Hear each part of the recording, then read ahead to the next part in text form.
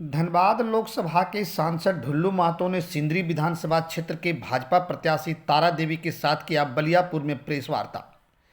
बताते चले कि धनबाद के भाजपा सांसद ढुल्लू महतो ने सिंदरी विधानसभा क्षेत्र के भाजपा प्रत्याशी तारा देवी के साथ बलियापुर में प्रेस वार्ता किया है। पत्रकारों से बात करते हुए कहा कि सिंदरी विधायक इंद्रित महतो के प्रयास से धनबाद में विनोद बिहारी महतो कुलांचल यूनिवर्सिटी की स्थापना हुई। अब उनकी धर्मपत्नी भाजपा प्रत्याशी तारा देवी के प्रयास से सिंदरी में विनोद बाबू का स्मारक बनाया जाएगा। कहा कि इंद्रजीत महतो के विधायक बनने के करीब एक साल बाद ही कोरोना से पीड़ित हो गए थे, जिस कारण सिंदरी विधानसभा में कुछ काम अधूरे रह गए हैं।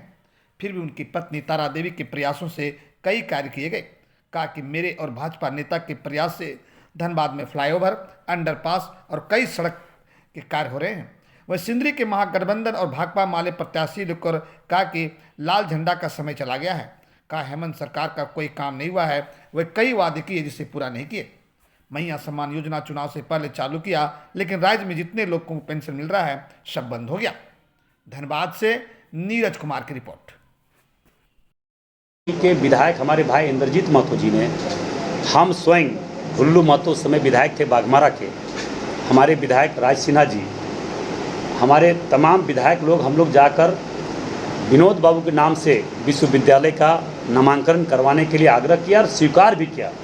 भारतीय जनता पार्टी ही विनोद बाबू को सम्मान देने का काम अगर कोई किया है तो भारतीय जनता पार्टी ने किया है। जिस प्रकार से लोग कहते हैं कि हम झारखंड लड़ के लिए झारखंड अलग करवाएं, और झारखंड अलग करने में अहम भूमिका हमारे श्रद्धेय स्वर्गीय अटल बिहारी वाजपेयी जी का देन है।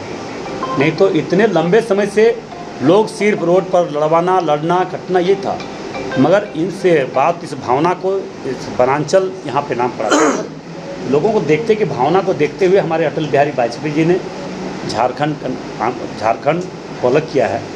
कोई कुछ बोले नहीं बोले, हम लोग सरजमीन पर काम करते हैं और भारतीय जनता पार्टी का शुरू से ही देन रहा है कि जो कहता है वो करता है। इसलिए इस चुनाव में जो अभी 2024 के विधानसभा चुनाव है, हम तमाम क्षेत्र के देवतुल्य जनता भाई बहनों से मेरा आग्रह होगा, आप अपना मत एक एक वोट भारतीय जनता पार्टी के पक्ष में कमल फूल छाप पर बटन दबाकर हमारे लोकप्रिय प्रत्याशी श्रीमती तारा देवी जी को अपना आशीर्वाद वोट देकर चुनाव जिताएं। मैं विश्वास दिलाता हूं, खास करके इस क्षेत्र में विनोद बाबू के नाम से एक स्मारक बनाएंगे, जो भव्य रूप से हम लोग उसका भव्य रूप देंगे। जो आज पूरे झारखंड में जो नहीं कर पाया है वो हम लोग भारतीय जनता पार्टी के नेतृत्व में, तारा देवी जी के नेतृत्व में करेंगे।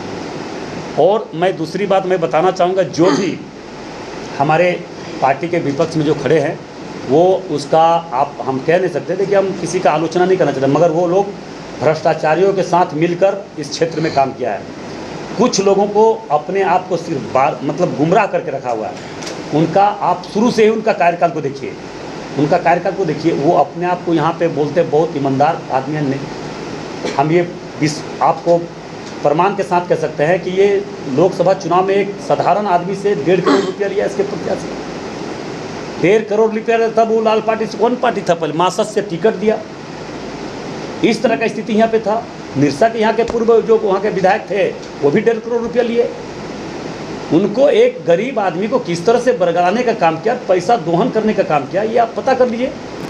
ये सारे माफिया गुंडे लोग से मिलकर सिंदरी को आज कमज़ोर करके रखा हुआ है, इस क्षेत्र के लोगों को कमज़ोर करके रखा हुआ है। मैं विश्वास दिलाता हूँ कि भारतीय जनता पार्टी के नेतृत्व में जिस प्रकार से जो आज इनको टिकट दिया है, ये अगर विधायक आप लोग का आशीर्वाद से, क्षेत्र के तमाम देवतुल्य जनता का आशीर्वाद से बनता है, तो इस क्षेत्र के लोगों का जो भावना है, जो डिमांड है बहुत लंबे समय से, वो एक एक डिमांड को पूरा करने का काम करेंगे।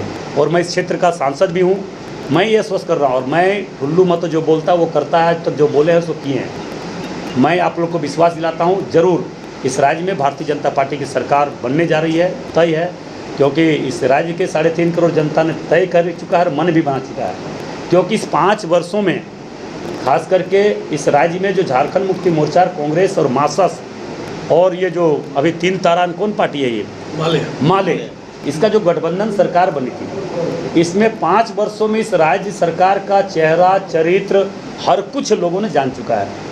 आप बताइए कि इस राज्य में हेमंत सोरेन जी के सरकार बनने के बाद लगातार अवैध माइनिंग, चाहे कोयला हो, बालू हो, पत्थर हो, अवैध माइनिंग धड़ल्ले से चला, कोई सुनवाई नहीं।